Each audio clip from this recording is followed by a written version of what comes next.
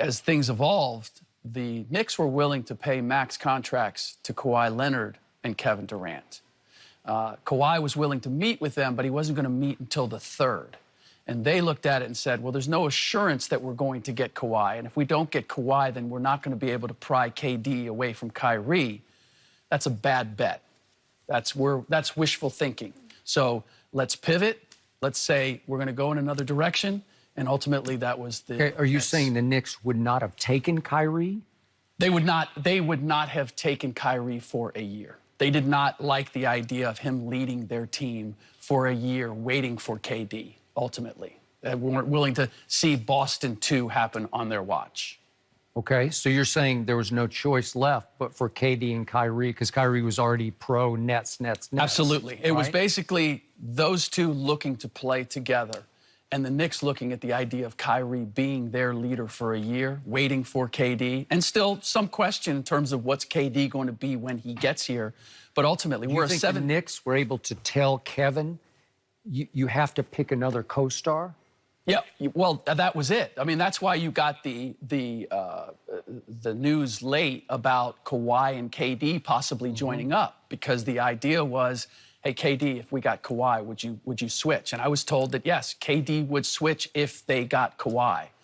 Problem is that after exploring that, they found that Kawhi wasn't going to meet with them until late in the process. Okay. And they didn't have an assurance that they were going to get Kawhi. So they're like, if that's what it's going to take and we can't guarantee that we're going to get him, we could be stuck here holding the bag, not having done anything. And they're still stuck holding the bag.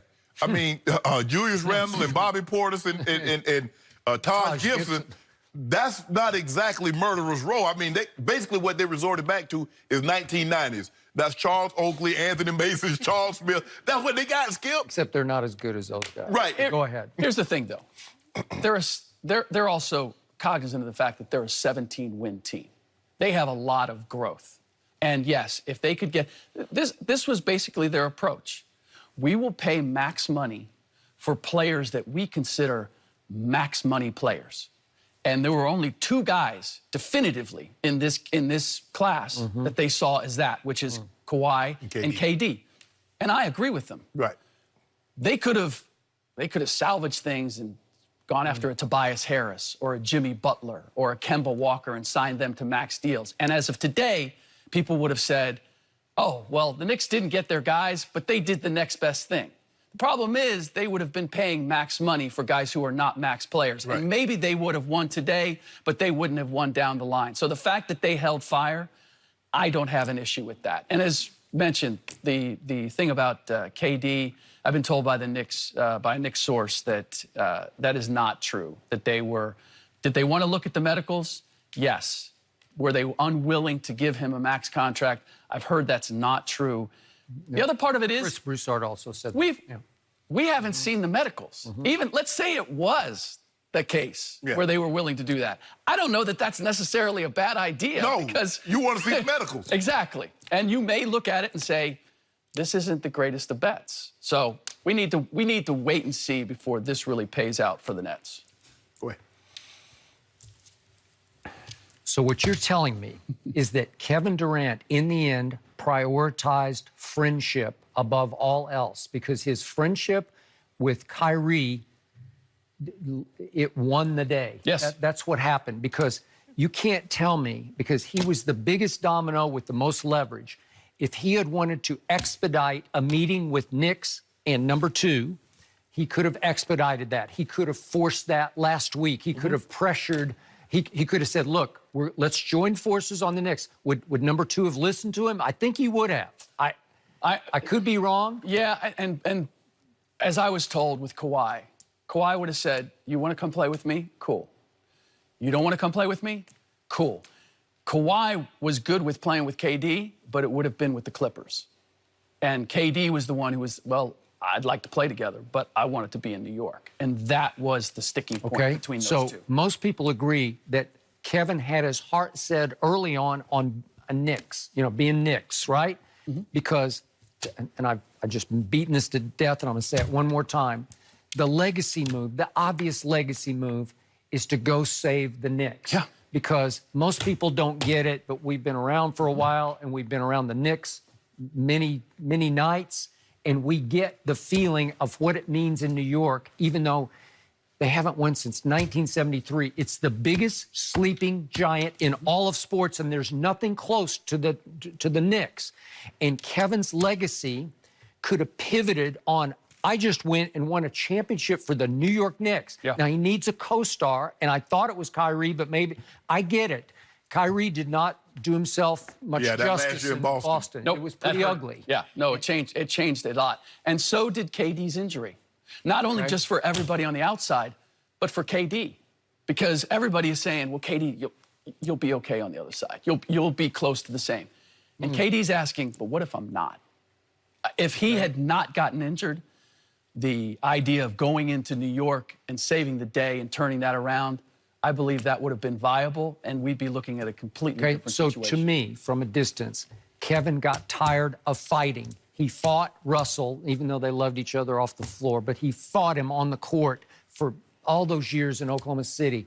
And then he said, okay, this isn't going to work. I'm going to join forces with that team that just came back from 3-1 down to beat us. I'm going to go join forces, and maybe it'll work out because we share the ball. We play beautiful basketball. And they did, and it worked. But he didn't really click off the court with anybody. He didn't become close friends with Steph or obviously Draymond, and that bridge got nuked this year.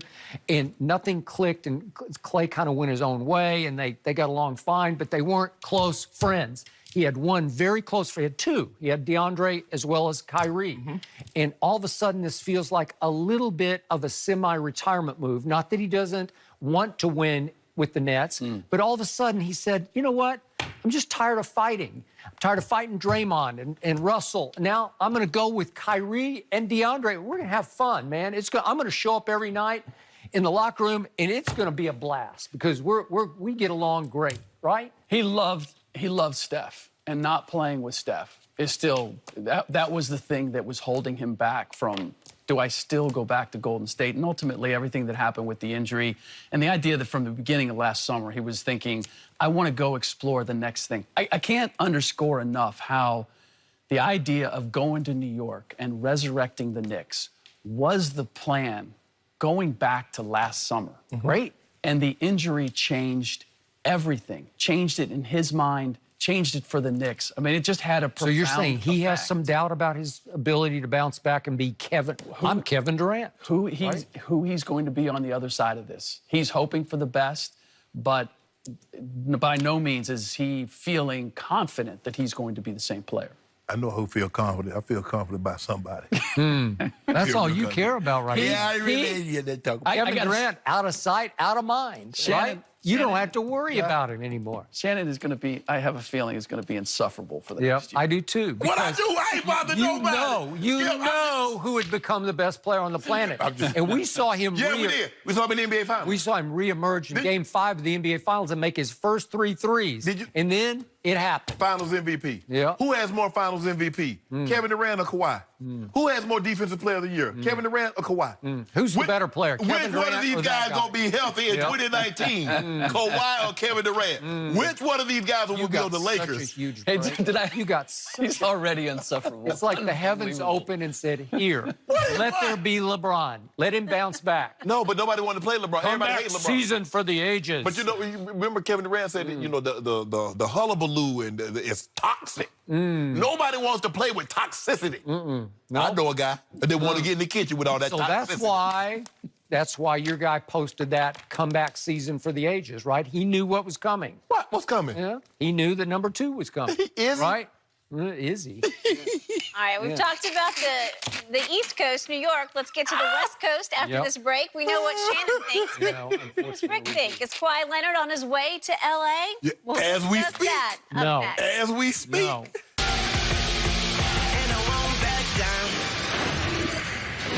So with a nationwide annuity,